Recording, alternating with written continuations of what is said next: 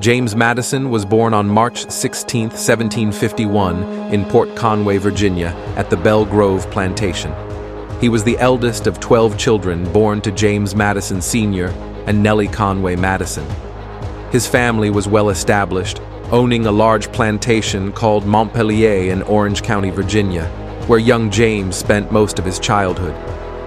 From an early age, Madison exhibited an insatiable curiosity for learning. His early education took place at home under the guidance of tutors, where he studied classical languages, mathematics, history, and philosophy. At age 11, he attended a boarding school in King and Queen County, Virginia, where he further refined his academic skills. In 1769, Madison enrolled at the College of New Jersey, now Princeton University. Unlike many of his peers who attended the more traditional College of William and Mary, Madison chose Princeton for its rigorous academic environment and emphasis on Enlightenment philosophy. He completed a 4-year course in just 2 years, focusing on Latin, Greek, philosophy, and political theory. His exposure to John Locke, Montesquieu, and other Enlightenment thinkers would shape his vision for America's future. After graduating in 1771, Madison briefly considered a career in law, but found himself drawn to public service. In the early 1770s, the American colonies were growing restless under British rule, and Madison became deeply involved in the revolutionary cause.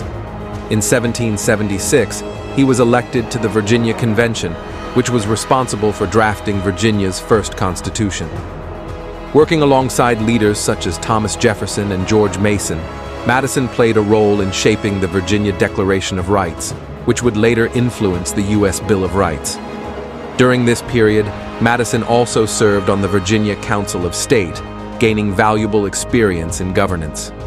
His exposure to legislative processes and state affairs cemented his commitment to shaping a new form of government for the soon-to-be independent nation. Madison's most significant contribution to the founding of the United States came during the Constitutional Convention of 1787. At the time, the newly independent nation was governed by the Articles of Confederation, which proved to be weak and ineffective. The federal government had no power to tax, regulate commerce, or enforce laws. Madison arrived in Philadelphia with a plan, the Virginia Plan, which called for a strong central government with 3 branches: legislative, executive, and judicial. This framework laid the foundation for the modern U.S. Constitution. His meticulous note-taking during the convention provides historians with the most comprehensive record of the debates and compromises that shaped the final document. Madison's advocacy for a strong yet balanced government resulted in the Great Compromise, which established a bicameral legislature with representation based on population in the House of Representatives and equal representation in the Senate. His ability to navigate political differences ensured that the Constitution would be a document of lasting significance. Madison's political philosophy emphasized the importance of checks and balances to prevent any single branch from becoming too powerful. His foresight in designing a government that could withstand internal and external pressures was critical in ensuring the endurance of the American experiment in democracy. To gain public support for the newly drafted Constitution, Madison teamed up with Alexander Hamilton and John Jay to write the Federalist Papers, a series of essays arguing for the ratification of the Constitution. Madison authored 29 of the 85 essays addressing concerns about federalism, separation of powers, and the necessity of a strong central government.